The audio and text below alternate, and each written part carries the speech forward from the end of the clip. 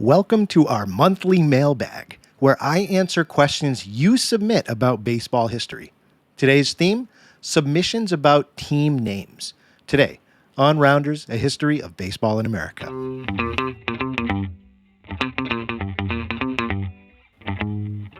Hello, everybody, and welcome to another episode of Rounders, a history of baseball in America. I am, as always, your host, Jeff Lambert. Before we get started, I always try and begin by saying thank you for taking time to either listen or watch this episode. It means a lot to me that you make this a part of your day. You know, one of my favorite things about doing this show is getting to interact with you, the listeners and the watchers, now that we've started a YouTube channel. If you haven't checked that out, please do so.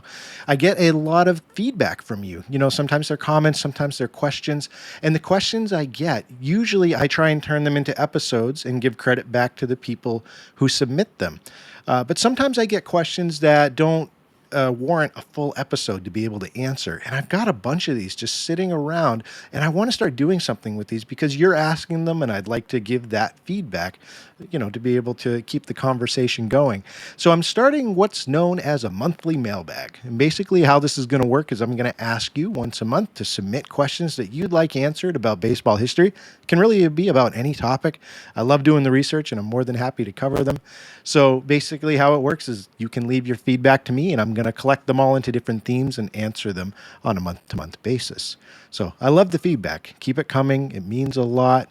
And, you know, there's different ways that you can choose how to be able to submit questions to me.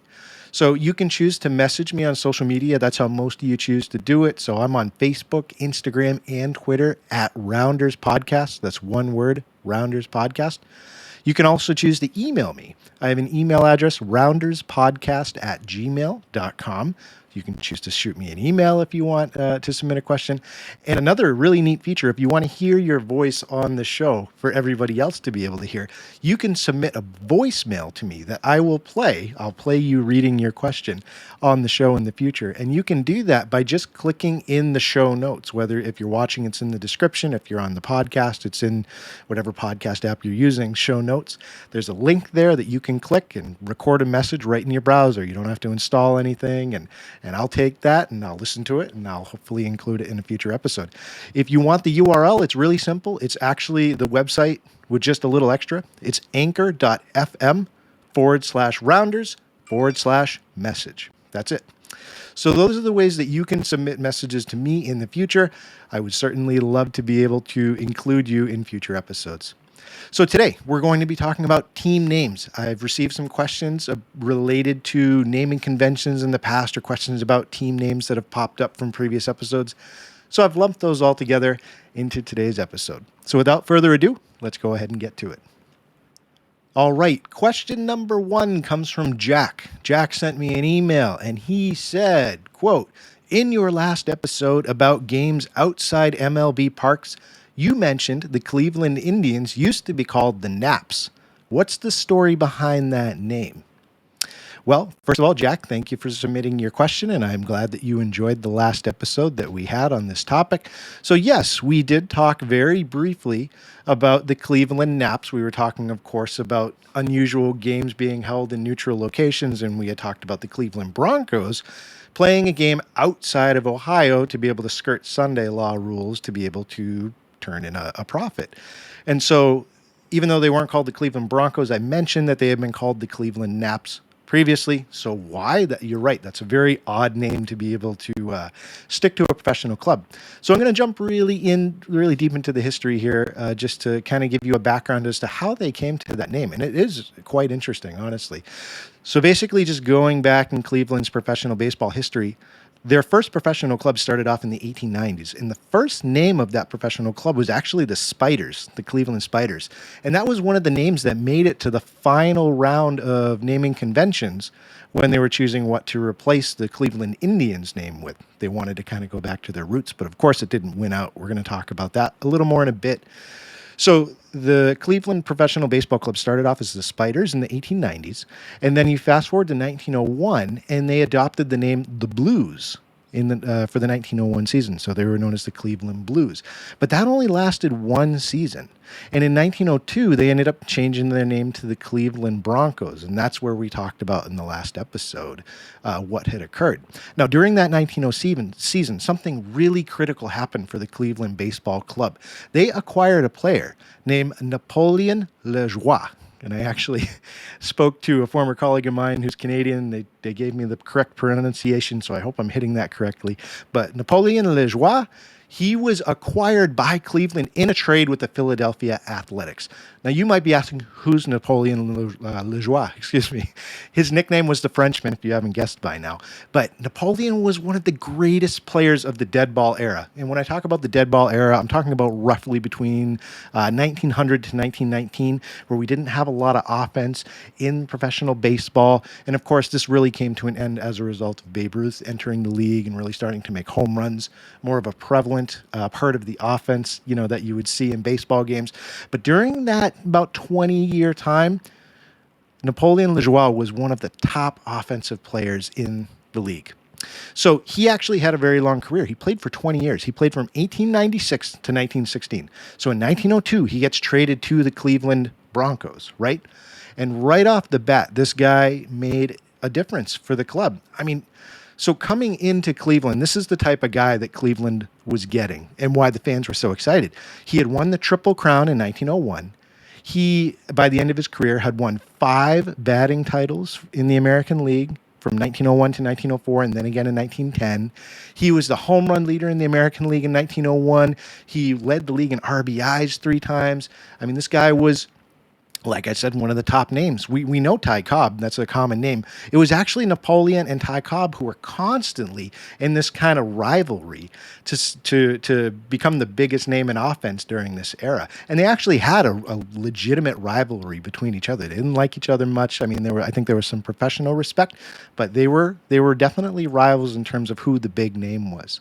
And Napoleon Lejoie was actually elected to the Hall of Fame in 1937. This guy is maybe not a household name today, but especially back then, if you landed a guy like this, everybody's losing their minds because he was that level of player. Cy Young, the great Cy Young, this is what he had to say about Napoleon. He said, quote, "Lejoie was one of the most rugged players I ever faced.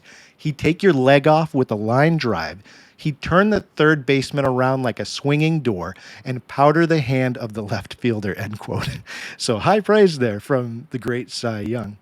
So Lejoie came to the Cleveland Broncos. He was in his prime. Like I said, the previous season, he had already won the Triple Crown. He had led the league in home runs. This guy was on a tear. Right from the start, Cleveland was just so excited that he had joined the club. That season, the 1902 season, the club had averaged maybe 2,000, 2,500 fans a game. As soon as Napoleon joined the team, their attendance jumped to over 10,000 fans a game. So people were showing up for this guy. He led the American League in batting average that season. So they didn't end up finishing with a great record in 1902 because they acquired him mid-season. They finished with a plus 500 record, but I think it was 5th in the American League. So, it wasn't great. But this guy's here. He wants to stay in Cleveland. Cleveland's excited to have him, obviously. He's going to turn around the franchise. That's their hope. So during the 1902 offseason, after the 1902 season ended, between then and the 1903 season, there was something that occurred. The Cleveland Press, the large newspaper in the city, ran a reader's poll, and they asked the team for name ideas because it had already been kicked around to change the name of the team anyways.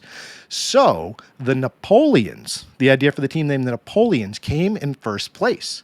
So that was what the club changed their name to, the Cleveland Napoleons, in honor of Napoleon Lejoie, and that was shortened to the Nats as a result. So there you have it, the Cleveland Naps. I said Nats for a second. I'm sorry, Naps, Napoleon Naps. So there you go. The name stuck between 1903 and 1915. So they were known as the Cleveland Naps for that long of a time, for 12 seasons. And it stuck until Lejoie left. He left after the 1915 season. And then after that, the name was changed to what we know it today as the Cleveland Indians. So we see a team name attributed directly to their best player. That's not something we see at any other time in professional baseball history, to my knowledge. So it is interesting why they were called the Naps, because it was really because of that superstar player they were able to land. It wasn't a great ending for LeJoie in Cleveland in terms of the success that came with acquiring him. They never really got past being a 500 team while he was there, but that didn't stop the fans from loving him, and obviously they rewarded him by naming the team after him. So there you have it, the Cleveland Naps, named after Napoleon LeJoie.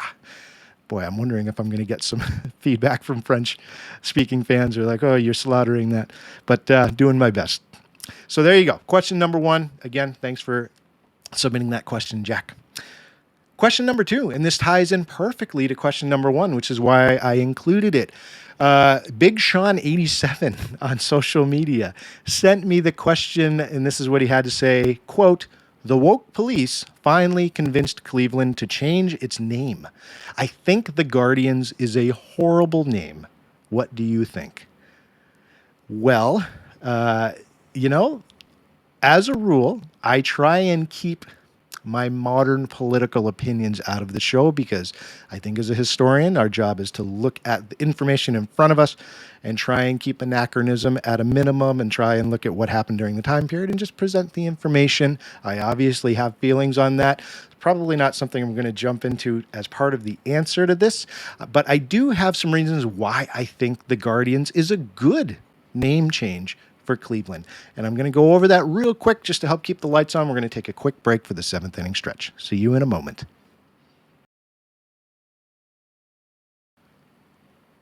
Hello, everybody, and welcome back to the show. For those of you just joining us, and I'm not sure why you joined mid-show, but here we are. We're answering questions submitted by listeners to the show. The theme to kind of tie everything together is questions about team names. So we are about to revisit a question that I presented before the break that was submitted by Big Sean 87. He has an issue with Cleveland changing the name of their professional ball club from the Cleveland Indians to what's going to be starting for the 2022 season, the Cleveland Guardians.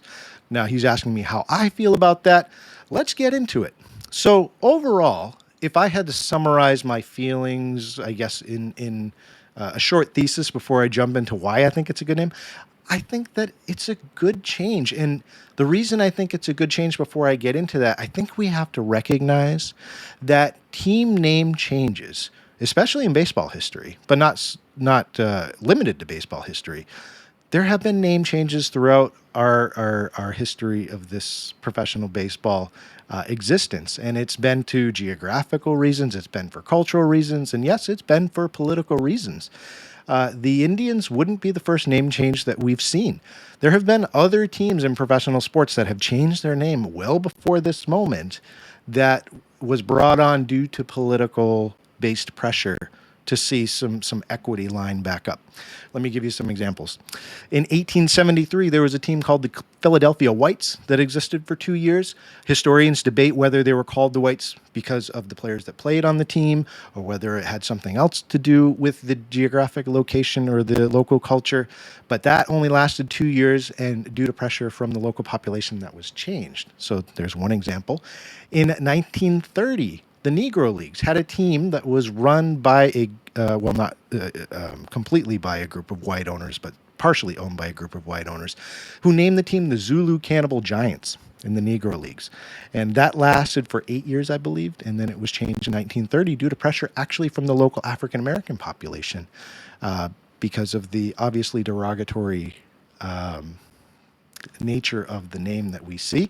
We see this a lot in high school sports before we've reached this point. I mean, 1981, which doesn't feel that long ago to me, considering I'm an 80s kid. But if you think about it in the context of now, we're talking about 40 years ago. There was a Pekin High School in California. Their name of their team was the Pekin High School Chinks. And that was changed in 1981, folks. And I laugh not because I think it's funny. I laugh because, we're talking about very overt, I think, references when we're talking about team names.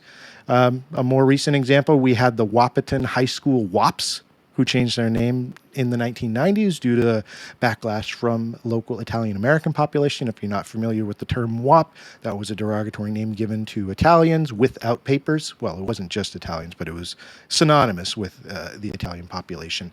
And so that was changed to the Huskies in the 1990s. So why do I mention all those things? I just kind of want to give you more of a global view and say this is not new. This is not like the first time this has happened. We see other examples of this that go back all the way into the previous century, where we see team names change due to pressure from some political or social movement, I guess is my point. The reason I like the Guardians name, though, is because I think that Cleveland did a good job trying to not just change it for the sake of changing it, but changing it to really tie into the city's culture and history. And that's really the goal of any team name. You want it to exist to reflect who the people are. So it wasn't just a random pick to pick the Guardians, I guess is my point. So just to give you a little background as to why they chose the name the Cleveland Guardians, there's a famous bridge in Cleveland known as the Hope Memorial Bridge. Now, it spans over the Cuyahoga River, hope I'm saying that correctly, and it connects downtown Cleveland to its more suburban residential upscale areas, right? And the bridge runs actually, once you get to the other side, it runs right by Cleveland's baseball stadium, Progressive Field. Now, on either side of that bridge, on either side, there are 4 large sandstone columns, 2 on one side, 2 on the other. And both sides of the bridge depict these large titans with these winged helmets and these crowns, and each of them are holding a vehicle, some sort of automobile. And they're known in Cleveland by Clevelanders as the Guardians of Traffic. These are huge statues. They stand 43 feet tall. They've been a landmark in the city since 1932 when they were built. So Clevelanders know this landmark. It's driven all the time. It's right next to the park. And actually, the guy who helped build this bridge, who was very influential in its actual construction, was actor Bob Hope's father, hence the renaming of the bridge to the Hope Memorial Bridge. So, yeah, the name was chosen out of more than 1,200 submissions, and the fans had a direct say in that choice. So we see Clevelanders really embracing and saying, we want to pick something that we're all familiar with, that has power in the name, that's synonymous with who we are, and that's why the Cleveland Guardians name was chosen. So I'm always a fan of seeing team names reflect their city in some way, shape, or form, I guess setting aside the history of the Cleveland Indians name, I just want to go into saying I don't think it's a horrible change. I think that there was a lot of thought put into it, and I like the reasons behind why it was chosen. So we'll just leave it at that for question number 2. Thank you for your submission, though. I very much appreciate it. So that leads us to question number 3, and this question also came on social media from username BoomHR. Boom Homer, I guess you could say. He asks, quote, what do you think is the worst team name in baseball history? Well, this is a tough one for me because there are some doozies that have existed throughout baseball history. I tried to pick one that lasted, more than a season. I tried to pick one that has some relevance to professional baseball as we know it today, not like a club from Ohio back in like the 1860s, things like that. So if I had to pick one, and the Cleveland Naps could certainly receive consideration, although I understand the reasoning behind choosing it, there was a club known as the Brooklyn Bridegrooms, and that is my pick for the worst team name in baseball history, the Brooklyn Bridegrooms. Now you may be asking yourself, why? Why would they choose that name? Well, this was the real club name, and it lasted for 2 seasons. It went from 1888 to 1890, and then again, it was adopted from 1896 to 1898. So they went back to it after choosing it. The Brooklyn Bridegrooms. Think about that for a second. Go Bridegrooms. I can't imagine what their mascot looked like, although they probably didn't have one at the time. But where did this name come from? That's really when I want to dive into the ludicrousy of choosing a name like the Bridegrooms. Well, look, during this time, during the 1880s, the professional baseball club in Brooklyn was known officially as the Brooklyn Baseball Association or the Brooklyn Club. That's where the two names that they were mostly referred to. But the press started referring to them differently after the 1888 offseason because of the fact that during that single offseason, 4 of the team's star players got married in one offseason, right? So the press started referring to them as the Brooklyn Bridegrooms, and then we see it actually adopted in the branding, the language, the fan gear, I guess you could say, at the time period. The actual branding of the team became the Brooklyn Bridegrooms. That's how they were referred to. So I guess you could make an argument, well, that wasn't on the charter. The point is that what they were known as in professional baseball during this time, the Brooklyn Bridegrooms. That lasted, like I said, for 3 seasons, and then we see it shortened to the Brooklyn Grooms later on, the Brooklyn Grooms, which comes in a close second for worst team name. And then they switched it back to the Bridegrooms. So they hung on to it for almost 5 years, which is pretty impressive for a name like that. But the name was finally laid to rest in 1899. And you would think after a name like the Brooklyn Bridegrooms or the Brooklyn Grooms, there must be a great option coming down the pipe that they would change it to. Is this the time where we see the Brooklyn Dodgers come up? No, there was a kind of an awkward time period for Brooklyn naming their teams. The team name change that occurred when they went away from the Brooklyn Bridegrooms was they actually changed it to the Brooklyn Superbas. Superbas. I believe they were trying to do a name play on Superb, the Superbas. So there you have it, Bridegrooms to Superbas. Okay. Right. So look, overall, if I had to just give you a quick history about the Bridegrooms, now you know why they got the name.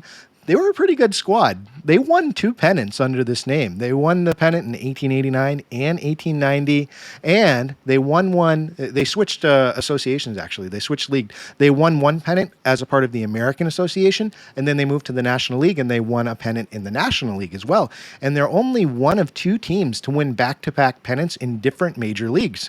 So go Bridegrooms, I guess you could say, right? So there you have it. That's my pick for the worst team name in baseball history. Not much creativity there. Certainly not much that fans can get excited about. But hey, the team played well, so I guess you can take that for one, piece of solace and why they went with that name. So there we have it, folks. 3 questions about team names that were submitted by you. I want to thank you so much for taking time to submit those questions for me and just having a conversation. I really do enjoy that part about having this show and putting it together is the interactions. I've met so many amazing people doing this show, and that's really what makes it worth it.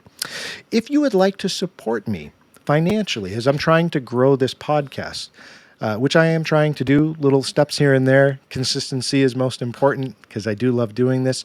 You can choose to support me by leaving me a tip. Yeah, I'm not asking you to sign up for any sort of monthly subscription base at this point. We're going to keep it simple. If you like the show and you want to buy me a bottle of iced tea or you want to contribute towards what I'm currently saving up for, which is a better video camera to be able to upgrade the viewing experience for these episodes, you can submit me a tip through PayPal, the Cash App, or Venmo. I've included links in the description and the show notes. It goes to my personal account there, so don't get thrown off by that. But I would appreciate a tip if you'd like to show me your appreciation for the episode. You know, whether it's $1 or $100, it's great. So overall, though, the best thing that you can do for me is just listening and watching the show. That's what means most to me. So thank you so much for tuning in. And remember, overall, connect with me on social. It's a great way for us to be able to begin a conversation. And of course, you can submit your questions that way as well. So folks, as always, remember, there are only 2 seasons, winter and baseball. Have a good day.